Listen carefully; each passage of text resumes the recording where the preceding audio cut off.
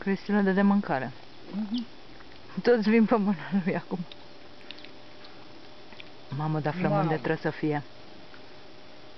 Poate ți se pun pe cap.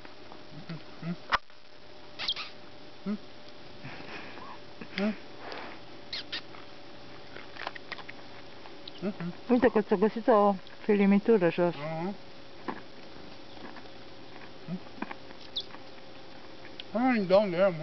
Dar câte sunt? Aoleu, câte sunt?